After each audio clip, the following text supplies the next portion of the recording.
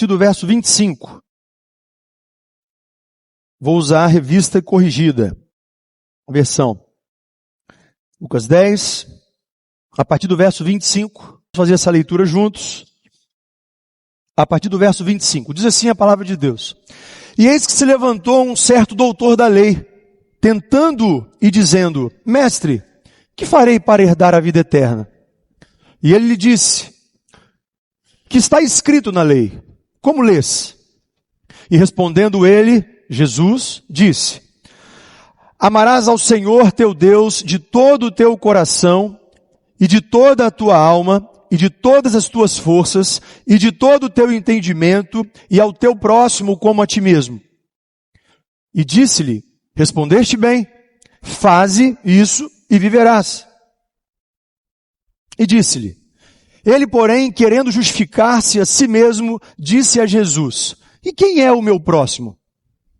E respondendo Jesus disse: Descia um homem de Jerusalém para Jericó, e caiu nas mãos dos salteadores, os quais o despojaram e, espancando, se retiraram, deixando-o meio morto. E ocasionalmente descia pelo mesmo caminho certo sacerdote, e vendo, passou de largo. E de igual modo, também um levita, chegando àquele lugar e vendo, passou de largo. Mas um samaritano, que ia de viagem, chegou ao pé dele e vendo, moveu-se de íntima compaixão. E aproximando-os, atou-lhe as feridas, aplicando-lhes azeite e vinho, e pondo-o sobre a sua cavalgadura, levou-o para uma estalagem e cuidou dele. E partindo ao outro dia, tirou 2 dinheiros e deu-os aos hospedeiros, e disse-lhe: Cuida dele, e tudo o que demais gastares, eu te pagarei quando voltar. Qual, pois, destes 3 te parece que foi o próximo daquele que caiu nas mãos dos salteadores? E ele disse: O que usou de misericórdia para com ele. Disse, pois, Jesus: Vai e faze da mesma maneira.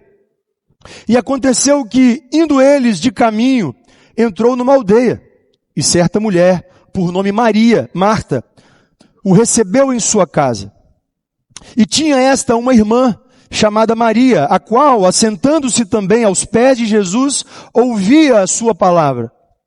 Marta, porém, andava distraída em muitos serviços e, aproximando-se, disse: Senhor, não te importas que minha irmã me deixe servir só? Dize-lhe, pois, que me ajude. E respondendo Jesus, disse-lhe: Marta, Marta, estás ansiosa e afatigada com muitas coisas, mas uma só é necessária. E Maria escolheu a boa parte, a qual não lhe será tirada. Deus, obrigado, Pai. Obrigado pelo que nós já vivemos aqui nesta noite. Obrigado, Pai, pela porção da Tua palavra que nós acabamos de ler. Mas a nossa oração nesse momento, Senhor, é que o Senhor nos dê clareza e compreensão plena da Tua vontade, em nome de Jesus. Amém. Meus queridos, a impressão que eu tenho após a leitura desse texto que nós acabamos de ler, 2 passagens, o relato de 2 passagens, o diálogo de Jesus com o doutor da lei e o diálogo de Jesus com uma família. A impressão que eu tenho é que há uma contradição nos ensinos que Jesus está dirigindo para cada uma dessas pessoas. Numa análise desatenta, nós poderíamos ter uma percepção errada, completamente equivocada, de que um dos 2 textos, o do bom samaritano e esse de Marta e Maria, há um conflito. Diante desse primeiro texto do bom samaritano, cujo ensino se deu para responder como se ama o próximo. E ele fala dessa pessoa, um samaritano, alguém que para ajudar, um rapaz, alguém que estava com um problema. E esse rapaz que estava com um problema era um judeu. E quem ajudou era um samaritano. Nós bem sabemos que pelo costume da época, samaritano e judeu não se bicavam. Na verdade, pelo contrário, eles se odiavam. E quando nós lemos o texto, nós vemos Jesus ensinando que nós precisamos amar as pessoas, mesmo que elas nos odeiem. Esse é o ensino. Eu preciso servir, eu preciso ajudar as pessoas que estão à minha volta, inclusive aquelas que não nutram tanto sentimento positivo a respeito de mim. Então, nessa primeira lição, nós saímos com esse desafio, eu preciso fazer algo. A pergunta desse homem é: mestre, o que eu preciso fazer para herdar a vida eterna? O que eu preciso fazer para alcançar a vida eterna? E Jesus responde objetivamente: você precisa amar as pessoas, a todos, até os seus inimigos. Até os seus inimigos. Mas como isso? É sério, Jesus? Os inimigos mesmo, Tia Alice? Até aquela pessoa. Daí, após essa lição, a nossa conduta seria: tudo bem, vamos fazer alguma coisa.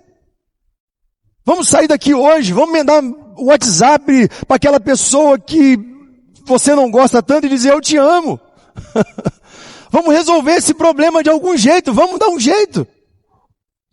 Só que aí depois nós nos deparamos com esse texto dessas duas irmãs, de Marta e Maria. Marta correndo para realizar as coisas. Ela preocupada com o que estava acontecendo. E ela está certa. Essa é a conduta adequada, como o bom samaritano.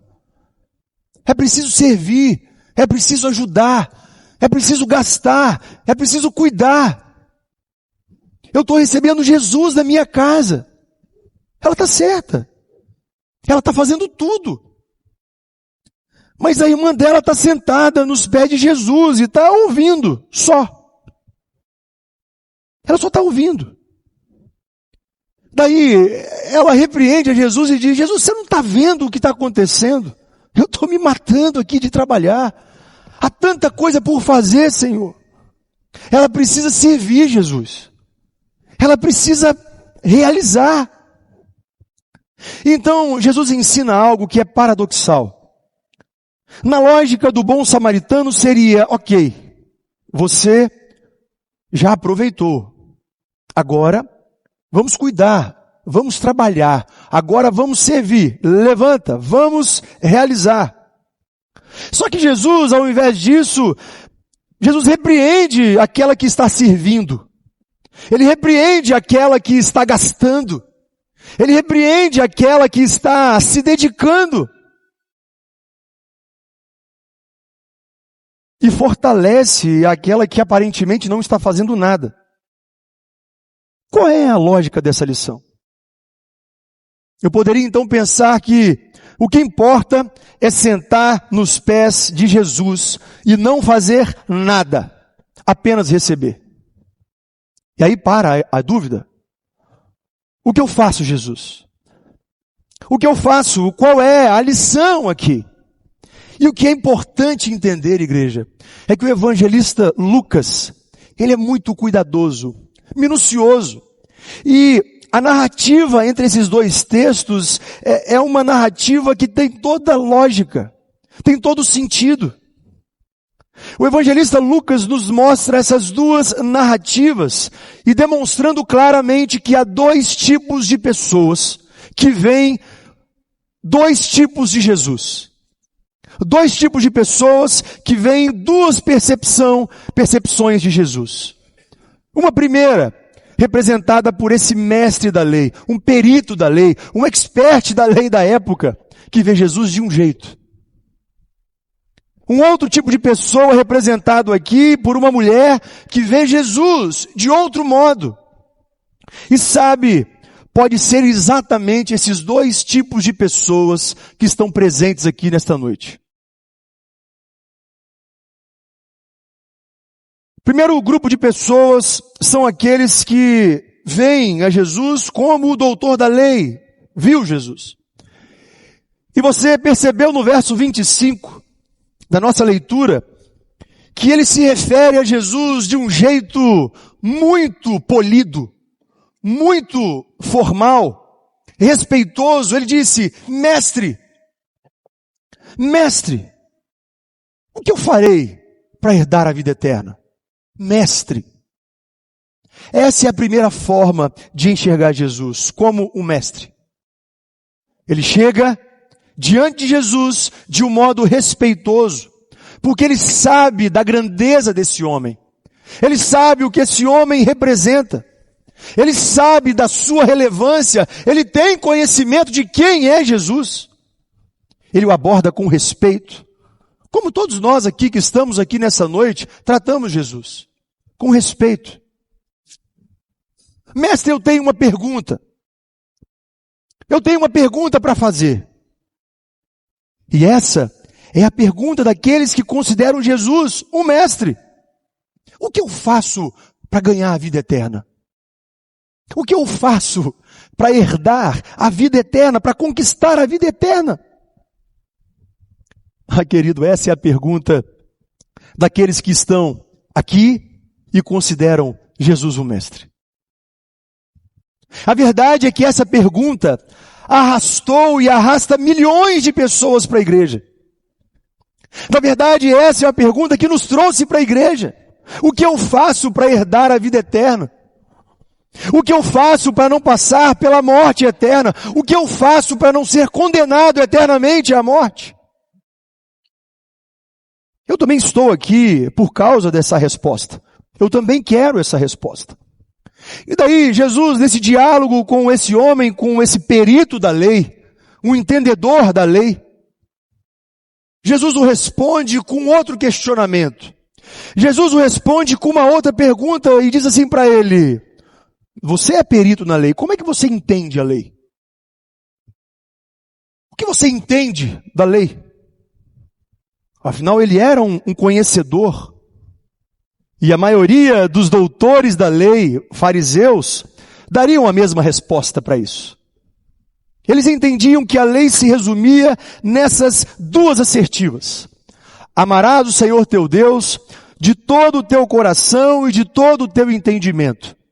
E a segunda parte, amarás o teu próximo como a ti mesmo. Ora, percepção do doutor da lei, se eu cumprir estas duas, eu estarei cumprindo tudo. Se eu amar o Senhor, teu Deus, eu vou fazer ídolos? Não. Se eu amar meu próximo como a mim mesmo, eu vou cobiçar a mulher do próximo? Não. Eu vou matar? Não. Eu vou mentir? Não. Eu vou roubar? Eu vou me beneficiar indevidamente? Não. Essas duas resumem tudo. Jesus então o parabeniza. Muito bem. Exatamente. Faz isso. Cumpra isso. E você terá a vida eterna. Então Lucas registra dessa forma. Ele, porém, querendo se justificar. Meus irmãos, na cabeça do doutor da lei, a percepção dele era: é só isso? É só cumprir essa liturgia? É só cumprir esse regramento? E se eu cumprir as duas, vai dar tudo certo? Eu estou abonado? Então, Jesus me responde uma coisa. Quem você considera que é meu próximo? Porque uma coisa é próximo, outra coisa é próximo. Quem realmente é meu próximo, Jesus? Porque, assim, se a minha salvação depender de eu amar o próximo, quem é que o Senhor está considerando que é o meu próximo? Aí Jesus conta uma história para o doutor da lei. E ele começa dizendo: olha, um homem descia de Jerusalém para Jericó. Uma estrada aí de aproximadamente 27 quilômetros. E a Bíblia descreve essa descida porque Jerusalém ficava a aproximadamente 900 metros acima do nível do mar. E Jericó a 300. Por essa razão, descia esse homem de Jerusalém para Jericó, uma estrada erma, vazia, solitária, escura, uma estrada violenta por essa razão. Era um ambiente propício para um assaltante fazer a sua sorte. Era um ambiente propício para que os assaltos acontecessem. E esse homem desce sozinho de Jerusalém para Jericó e ele é atacado por assaltantes, por homens maus. Ele é espancado, ele é vilipendiado e ele fica ali no chão, à mercê da sua sorte. E a Bíblia vai dizer a expressão meio morto ou semi-morto.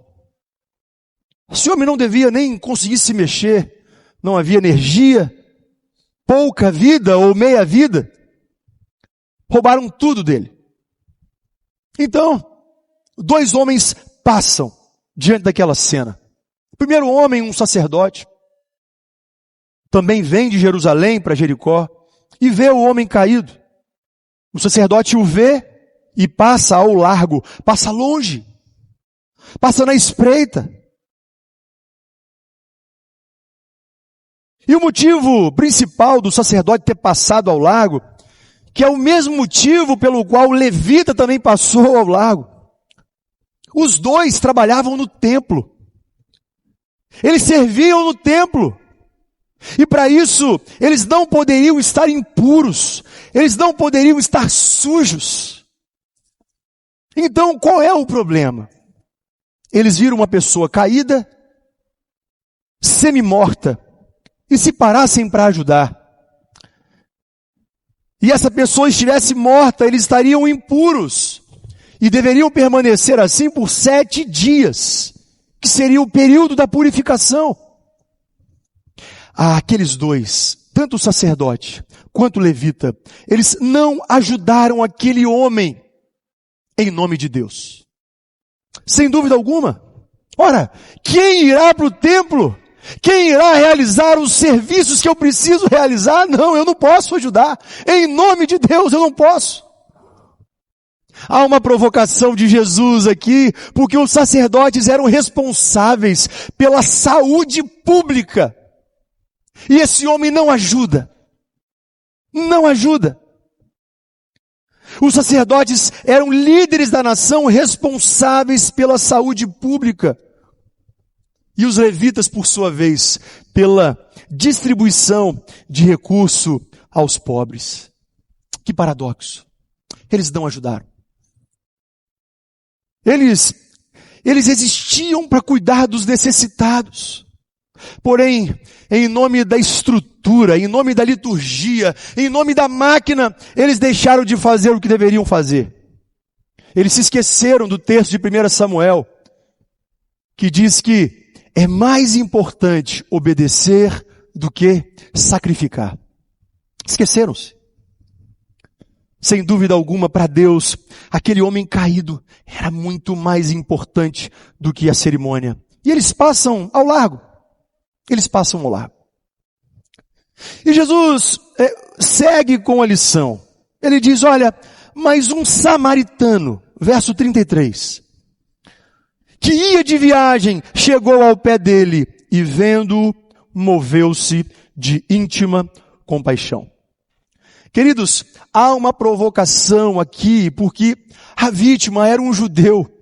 E agora, há um samaritano passando e esses dois se odeiam. Esses dois se odeiam. Lá em João, no capítulo 8, no verso 48, as pessoas estavam bravas, estavam nervosas com Jesus. Elas queriam xingar a Jesus. E elas se referem a Jesus como um samaritano. Como uma palavra, algo pejorativo, um palavrão. Tamanho era esse sentimento dos judeus pelos samaritanos. E o texto segue, olha, chegou ao pé dele e vendo-o, moveu-se de íntima compaixão. Ele podia passar longe, ele podia não parar, como todos os outros que o antecederam, mas ele faz diferente. Ele não só para, ele não só gasta o seu tempo, como ele se envolve com aquela pessoa. Ele cuida daquela pessoa. Ele coloca ela em seu transporte, leva ela para um lugar em que ele poderia ser bem atendido. E ele presta o cuidado necessário. Saúde, alimentação, o seu vestuário, devolve a sua dignidade e um lugar para que ele pudesse ficar. Jesus, ao contar essa história para o doutor da lei, para aquele que era expert, um especialista na lei, ele finaliza dizendo, fazendo uma pergunta ao homem, diz, olha, qual, pois, desses três te parece que foi próximo daquele que caiu nas mãos dos salteadores? E o doutor da lei responde, aquele lá. Aquele. A palavra samaritano era tão pejorativa que nem falar o samaritano ele quis dizer. Aquele. Qual? Aquele lá. Aquele. Qual? O terceiro. Aquele que usou de bondade e misericórdia para com ele. Ele não identifica, ele não fala, foi o samaritano. Ele não teve essa capacidade de falar. Jesus então diz a ele, olha, então vai. Faz a mesma coisa, faz da mesma maneira. O doutor da lei, ele queria uma resposta. O que eu preciso para fazer para herdar a vida eterna, Jesus? A resposta vai. Vai e ame o seu inimigo. Querido, a palavra vai e a expressão ame o seu inimigo de Jesus é muito mais profundo do que simplesmente você usar de bondade para com alguém. É muito mais do que isso.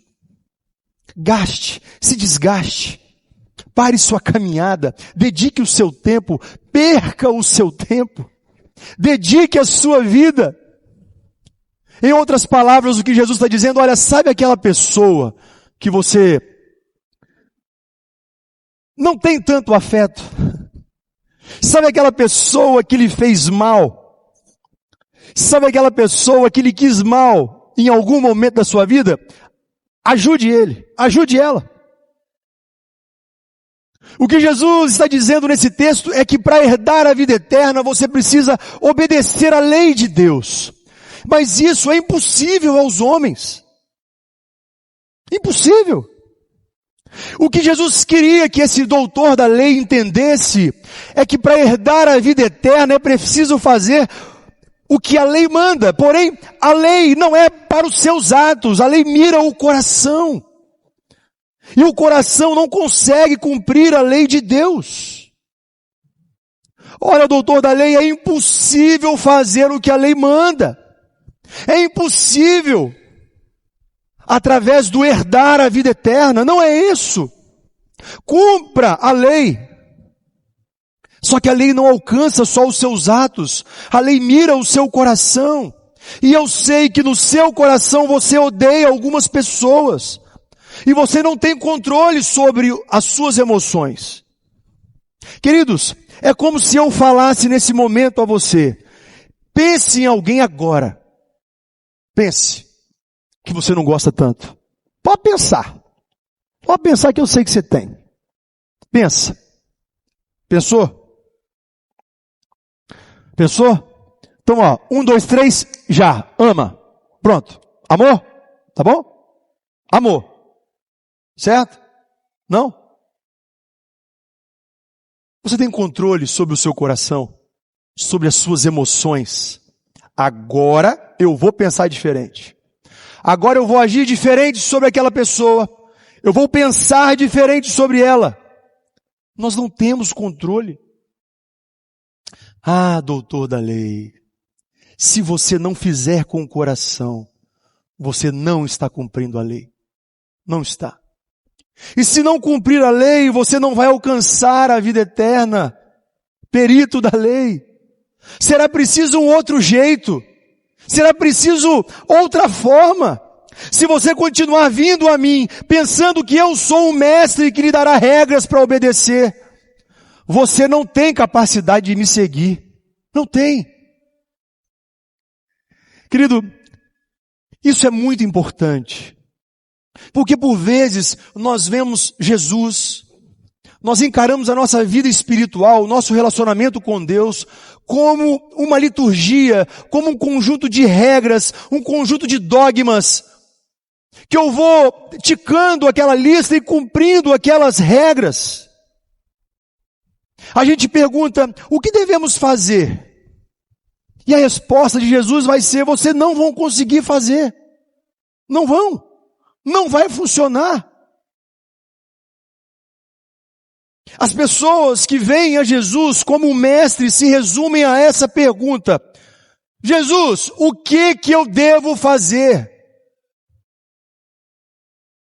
Mas para herdar a vida eterna, você não tem que fazer. Você tem que ser. Você tem que ser. Jesus termina dizendo: não importa o que você irá fazer, mas sim quem você é. Não importa as suas ações, mas sim o que você é, que garante que você irá herdar a vida eterna, não o que você faz. Então, se você vem a mim como um mestre, que vai te passar uma lista de regras, uma lista de condutas a serem cumpridas, não vai funcionar. Meus irmãos, esse diálogo se encerra e Jesus prossegue. E aí nós vemos agora o segundo tipo de pessoa que tem uma percepção diferente sobre Jesus. Nós lemos a partir do verso 38, esse momento em que Jesus, ele de caminho entra numa aldeia e vai à casa, à residência dessa família tão querida para ele. O texto diz que Marta recebe a Jesus em casa. Possivelmente ela era a irmã mais velha, a dona da casa. A irmã entre os outros dois, Lázaro e Maria. E Jesus fica na casa. Jesus se hospeda na casa. E dá para entender bem. Nós, que vez ou outra recebemos alguém em casa, o que significa receber alguém em casa? O que significa receber um casal em casa? 2 casais, 3, 10, 15, 20 pessoas. Receber a Jesus que andava sempre com 12 mais um cado. Dá para entender o nervosismo dessa mulher. Marta está aflita. Ela precisa preparar algo para comer, algo para beber. Ela precisa identificar se a casa está devidamente arrumada para recebê-los. Ela está atarefadíssima, criando soluções para aqueles pequenos ou grandes problemas que surgem nesse enredo familiar e social. E Lucas destaca algo peculiar aqui no texto, porque Maria estava sentada onde, queridos? Onde Maria estava sentada? Aos pés de Jesus. Ela estava aos pés de Jesus, ouvindo a sua palavra. E aqui nós percebemos uma outra forma de ver Jesus. Gravem isso para que vocês nunca mais esqueçam. Olha que coisa tremenda.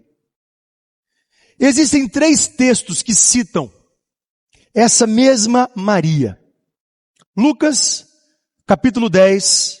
Vamos ler juntos? Juntos. E tinha esta uma irmã chamada Maria, a qual, assentando-se também aos pés de Jesus, ouvia a sua palavra. Agora vamos abrir em João, no capítulo 11, verso 32. João, no capítulo 11, verso 32. Juntos, igreja. Tendo, pois, Maria chegado aonde Jesus estava e vendo, lançou-se aos seus... Onde ela estava? Aos pés de Jesus. João, capítulo 12, verso 3. Juntos. Então, Maria, tomando uma libra de unguento de nardo puro, de muito preço, ungiu os pés de Jesus e enxugou-lhes os pés com os seus cabelos. Onde ela estava? Aos pés de Jesus. Meus irmãos, o texto original que nós lemos, ela estava nos pés de Jesus. Na sequência, ela encontra naquele contexto de luto. Ela tinha perdido seu irmão. Ela estava nos pés de Jesus. pouco depois de um momento de adoração, ela estava aos pés de Jesus. O que ela descobriu, queridos? O que essa mulher viu? E todas as vezes que ela menciona a Jesus, ela não o trata como mestre. Busque, eu busquei. O texto que nós lemos, ela se refere sentando-se aos pés do Senhor. Que tremendo isso, igreja.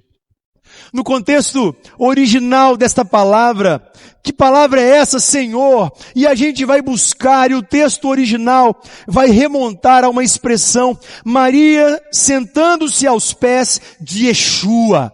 Yeshua, igreja, é Jeová é a salvação.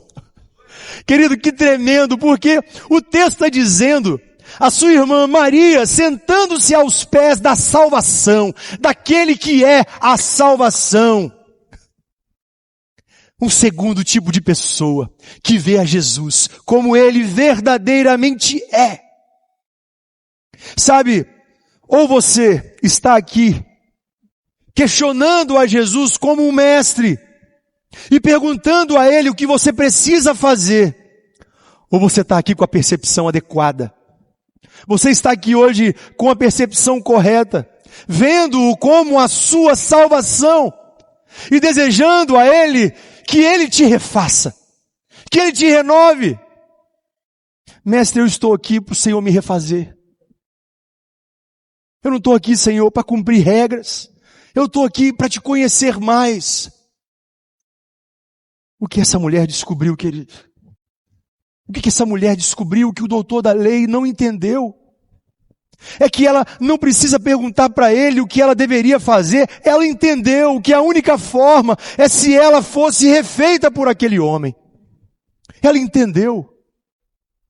Uma percepção adequada de quem é Jesus.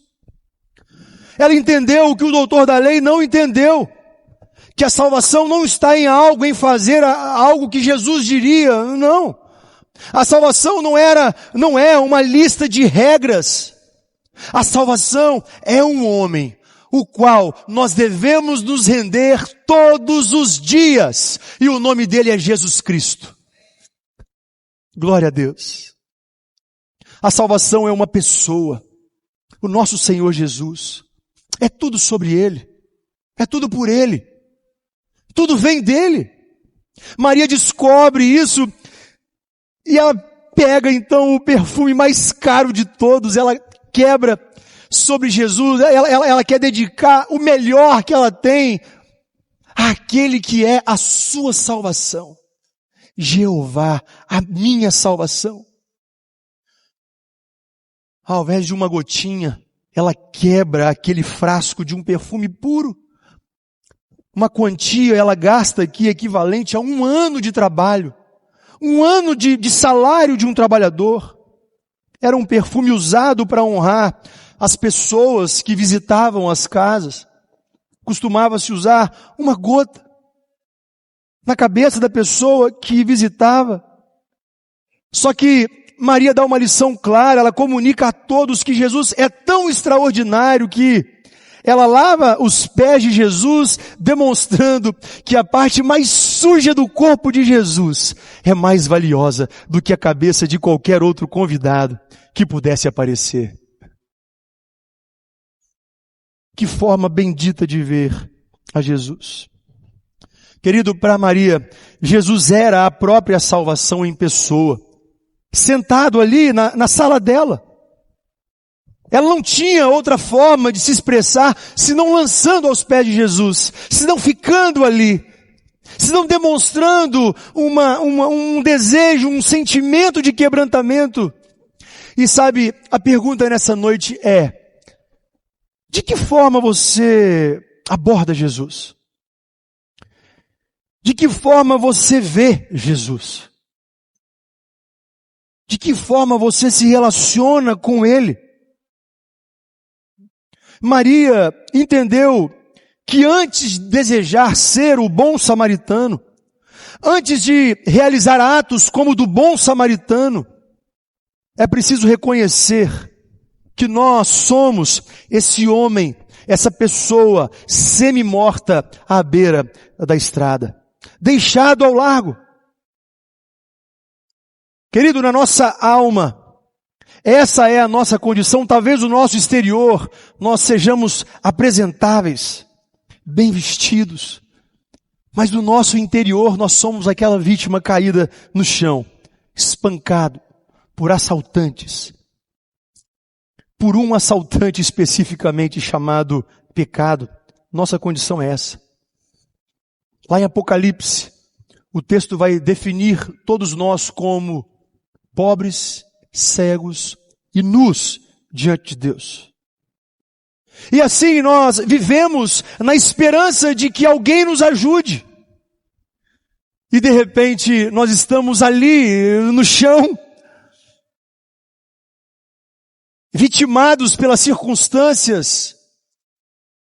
E aí vem a lei, e você pensa, a lei vai me ajudar, a lei vai me salvar. Só que ela passa de largo porque ela não tem poder para te salvar. Ela não tem poder para te ajudar. Mas aí você está ali na esperança de que algo vai acontecer, e a religião vem passando, ela vem descendo de Jerusalém para Jericó, e você está à margem da rua, da pista, da estrada, e a religião vai passar e você vai dizer, agora sim, agora eu vou ser restaurado, agora a minha vida vai mudar, mas ela também passa de largo, porque a religião também não tem poder para te salvar.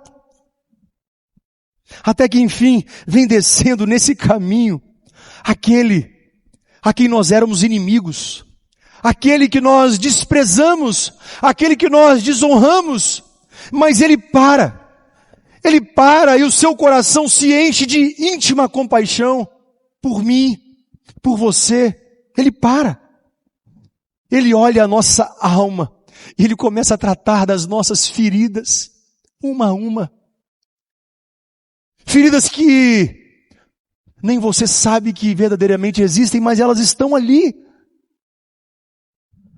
E ele começa a derramar bênção sobre a sua vida, olhos sobre as feridas, ele te coloca num lugar de dignidade e cuidado novamente, ele paga a sua dívida.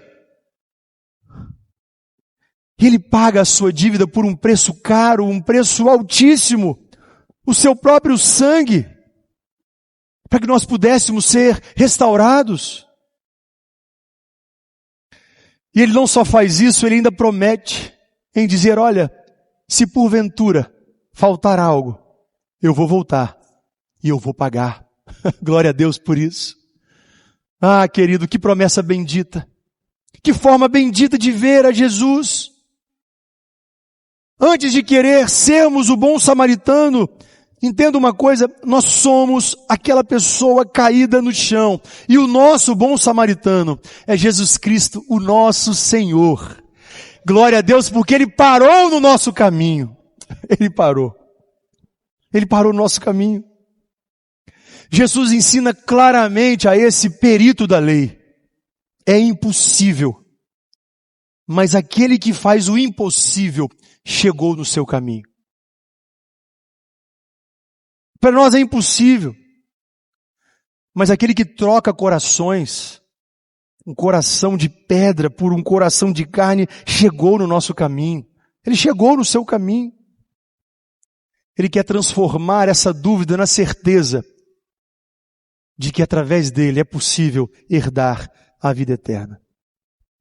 Queridos, e agora, após esse encontro com Jesus, com aquela pessoa que é a própria salvação, e Ele te restaura por graça e misericórdia, e você sai daquela hospedaria restaurado, e aí sim, quando você encontra alguém no caminho, você sabe o que fazer, se não parar, para estender para aquela pessoa aquilo que você recebeu daquele que é a salvação.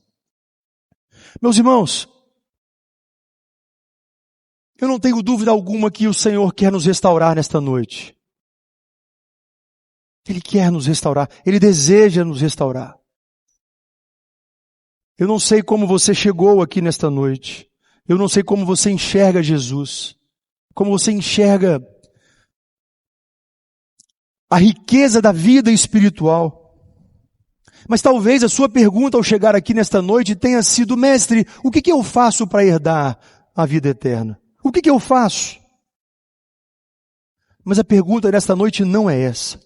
A pergunta é: Yeshua, o que o Senhor vai fazer de mim nesta noite? O que o Senhor vai fazer em mim nesta noite? Sabe, meus queridos, talvez você tenha ouvido falar a respeito do Evangelho uma outra oportunidade. Mas talvez a sua percepção a respeito da vida espiritual seja algo ligado à religião, algo ligado a fazer, algo ligado a realizar. Nós estamos aqui diante de duas pessoas distintas. Uma mulher simples, dentro do seu tempo desqualificada, porque essa é a cultura daquele tempo. E um doutor da lei, um principal da lei, alguém intelectualmente muito acima dos padrões. O conhecimento não deu a ele a percepção do que era a salvação. Quando nós falamos desse relacionamento com Deus, isso é muito mais do que dogmas, do que religião, do que regras. Nós estamos falando de um relacionamento com Ele, de uma certeza profunda de que Ele cuida de nós, de que Ele cuida de você, uma certeza profunda de quem nós somos e para onde nós iremos. Lá em João 3, o Senhor Jesus, ele se encontra com um outro doutor da lei, num contexto similar a esse que nós lemos, Nicodemos. Ele vem com o mesmo discurso diante de Jesus. Ele se encontra à noite, escondido com Jesus. E ele se refere a Jesus como mestre. Ele se refere a Jesus como mestre. E a resposta de Jesus para Nicodemos foi: olha, ninguém pode ver o reino de Deus se não nascer de novo. O mesmo discurso Nicodemos faz, a mesma pergunta: o que eu devo fazer? O que eu devo fazer? Ah, Nicodemos, você não tem que fazer nada. Você precisa ser. Você precisa ser uma nova criatura. Você precisa nascer de novo e só há um caminho, Nicodemos. Você está diante dele. Eu sou o caminho, a verdade e a vida. É isso que Jesus está dizendo para ele. Eu sou. Querido, por vezes nós podemos pensar que a gente precisa realizar, fazer coisas como o doutor da lei. Ninguém performa para ganhar a salvação. Ninguém é digno dela. Um bebê não performa por merecer amor. Um bebê não performa para nascer. A mãe faz tudo. O bebê não faz nada. Sabe, se você quer nascer de novo, você precisa entender que não é a seu respeito. É tudo sobre Jesus. É tudo sobre Ele. É tudo sobre Jesus. Ele que se entregou. Ele que se sacrificou. Ele que sofreu. Ele que pagou um preço caro.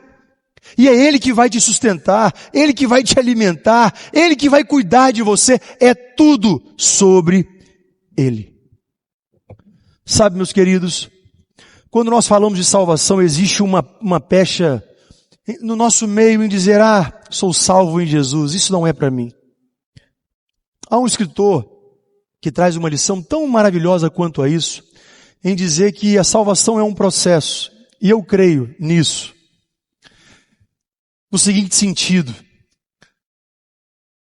uma vez salvos em Jesus, uma vez crendo em Cristo como meu único Salvador, dono da minha vida, eu estou longe da condenação do pecado. Nenhuma condenação há para aqueles que estão em Cristo Jesus. Mas enquanto nós estivermos aqui nesse mundo ainda, nós temos ainda duas etapas para suprir. Porque nós precisamos estar longe do domínio do pecado e longe da presença do pecado. E isso vai acontecer quando Jesus arrebatar a sua igreja. Igreja, nesta noite, essas são os dois questionamentos. Um questionamento equivocado, uma forma errada de ver a Jesus, como um mero prescritor de regras. Mas a maneira como aquela mulher viu Jesus é a maneira como nós precisamos encará-lo. O Senhor é a nossa salvação. A nossa pergunta nessa noite é: Senhor, o que o Senhor tem para mim nesta noite? Eu quero pedir a você que fique de pé nesse momento, denotando que nós estamos encerrando o nosso culto. Enquanto nós louvamos ao Senhor, enquanto nós cantamos, adoramos a Deus, queria que você fizesse essa oração no lugar onde você está. Se porventura você ainda não fez essa decisão ao lado do Senhor, nós não oferecemos religião, não oferecemos igreja, mas oferecemos um Jesus que é a salvação. Amém. Mas ao mesmo tempo, você que já recebeu o Senhor como Salvador da sua vida, que seja uma noite que você peça a Ele para que Ele te refaça. Percepção plena de estar aos pés do nosso Deus. Amém?